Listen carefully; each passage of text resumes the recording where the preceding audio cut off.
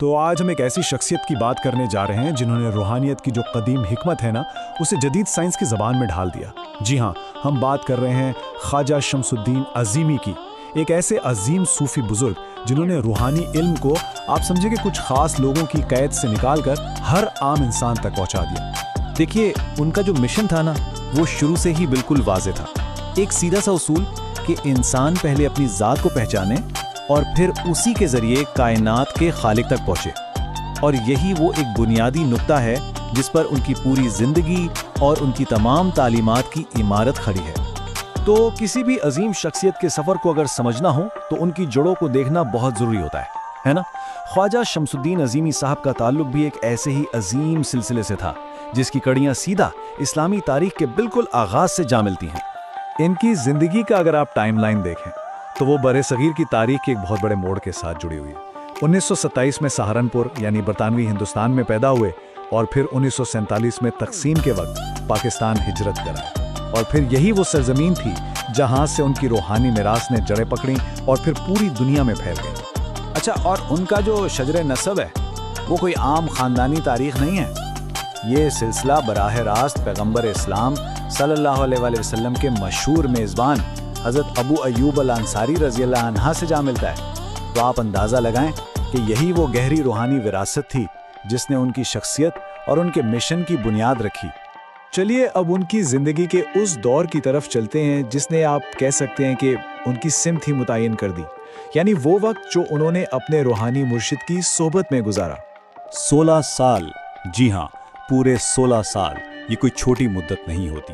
اپنی زندگی کا اتنا لمبا عرصہ انہوں نے اپنے مرشد حضور قلندر بابا اولیاء رحمت اللہ علیہ کی خدمت میں گزارا، اور یہ صرف خدمت نہیں تھی، یہ دراصل ایک بہت گہری مسلسل روحانی تربیت تھی جو انہیں آنے والی ایک بہت بڑی ذمہ داری کے لیے تیار کر رہی تھی۔ اور پھر آخرکار وہ تاریخی لمحہ آ ہی گیا جب ان کے مرشد نے یہ عظیم ذمہ داری انہیں سونپی۔ یہ الفاظ جو تھے یہ صرف جانشینی کا ایک اعلان نہیں تھا، بلکہ یہ اس بات کا بھی اشارہ تھا کہ اس مشن کو آگے بڑھانے کے لیے ایک جنون کی حد تک کام کرنا پڑے گا۔ تو یہاں سے خواجہ شمس الدین عظیمی صاحب کا وہ انقلابی پہلو ہمارے سامنے آتا ہے جس نے انہیں اپنے دور کے لوگوں سے بالکل الگ کر دیا۔ وہ یہ تھا کہ انہوں نے روحانیت کو ایک باقاعدہ سائنس کے طور پر پیش کیا۔ اب ان کی تعلیمات کا جو مرکزی نقطہ تھا نا وہ تھا مراقبہ، لیکن انہوں نے اسے صرف ایک روایتی رسم یا عبادت کے طور پر پیش نہیں کیا، نہیں، بلکہ انہوں نے اسے خود شناسی اور اپنی چھپی ہوئی صلاحیتوں کو جگانے کی ایک منظم سائنسی ٹیکنیک کے طور پر متعارف کروایا۔ ایک ایسی ٹیکنیک جس کے باقاعدہ اصول بھی ہیں اور نتائج بھی۔ اور شاید ان کا سب سے بڑا کارنامہ یہی تھا کہ انہوں نے قدیم صوفیانہ حکمت اور جدید سائنسی سوچ کے بیچ میں ایک پل بنا دیا۔ انہوں نے روحانیت کو صرف عقیدے یا آپ کہہ لیں کہ وہم و گمان کے دائرے سے باہر نکالا اور اسے ایک ایسے قابل فہم اور قابل عمل علم میں بدل دیا جسے آج کا منطقی ذہن بھی آسانی سے قبول کر سکتا ہے۔ لیکن بات صرف نظریات یا فلسفے تک محدود نہیں رہی، ان کا مشن عملی تھا۔ تو آئیے اب دیکھتے ہیں کہ یہ علم کس طرح ٹھوس اداروں اور کتابوں کی شکل میں پوری دنیا میں پھیلا۔ 100 سے بھی زیادہ، ذرا اس تعداد کا تصور تو کیجئے۔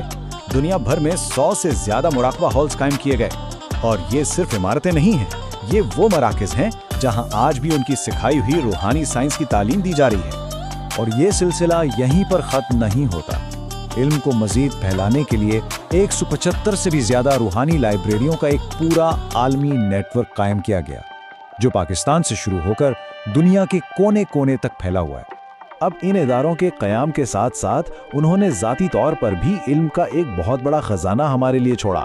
روحانیت، پیراسائیکالوجی اور مراقبہ جیسے اہم موضوعات پر 70 سے زیادہ کتابیں اور کتابچے لکھے۔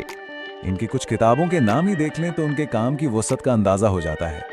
مراقبہ، صوفی مراقبے کا فن اور سائنس، کلر تھیراپی، یہاں تک کہ 101 اولیاء اللہ خواتین، مطلب مراقبے کی سائنس سے لے کر رنگوں سے علاج اور خواتین اولیاء کے تذکروں تک، شاید ہی کوئی موضوع ہو جس پر انہوں نے قلم نہ اٹھایا ہو۔ اور ان کے کام کی اہمیت اور اس کی علمی حیثیت کا سب سے بڑا ثبوت یہ ہے کہ اسے باقاعدہ طور پر اعلیٰ تعلیمی اداروں میں بھی تسلیم کیا گیا۔ برطانیہ کی سالفرڈ یونیورسٹی ہو یا پاکستان کی بہاؤالدین زکریا یونیورسٹی، ان کی کتابوں کا نصاب میں شامل ہونا یہ خود ان کی تعلیمات کے مستند ہونے کی ایک بہت بڑی دلیل ہے۔ लेकिन इनका काम सिर्फ इल्मी और रूहानी दायरों तक महदूद नहीं था। उन्होंने मुआशरे पर भी बहुत गहरे असरात छोड़े हैं, खास तौर पर खिदमत खल्क और अपने तरक्की पसंद नजरियात के जरिए। देखिए, उनके लिए रूहानियत सिर्फ अपनी जात की तरक्की का नाम नहीं थी। कम आमदनी वाले खानदानों के लिए स्कूल्स, मुफ्त मेडिकल क्लिनिक्स, फोन पर मुफ्त रूहानी काउंसलिंग, ये सब उस बात का सबूत है कि उनके नज़दीक रूहानियत का असल मतलब था इंसानियत की अमली खिदमत करना। और एक और बहुत अहम बात, अपने दौर की जो रवायती सोच थी उसके बिल्कुल बरक्स उन्होंने हमेशा सुन्फी मसवात पर जोर दिया। उनका मौक़िफ़ बिल्कुल साफ और वाज़ेह था कि रूहानी तरक्की के मैदान में मर्द और औरत बिल्कुल बराबर हैं और इस रास्ते पर किसी भी किस्म के फ़र्क की कोई गुंजाइश नहीं है। उनके अपने अल्फाज इस नज़रिए को कितनी खूबसूरती से बयान करते हैं कि एक ही रूह मर्द और औरत दोनों में कारफरमा है और इसलिए वो दोनों रूहानियत के मैदान में तरक्की करने की यकसां सलाहियत रखते हैं। वाकई ये एक बहुत ही ताकतवर और तरक्की पसंद सोच है जो उनकी जदीद फहम की अक्कासी करती है। और आखिर में आइए एक बार फिर उनके मुकम्मल मिशन को देखते हैं जो उनकी पूरी जिंदगी की मेहनत का निचोड़ है। ये एक ऐसी दावत है जो किसी खास मजहब या ग्रोह के लिए नहीं बल्कि पूरी इंसानियत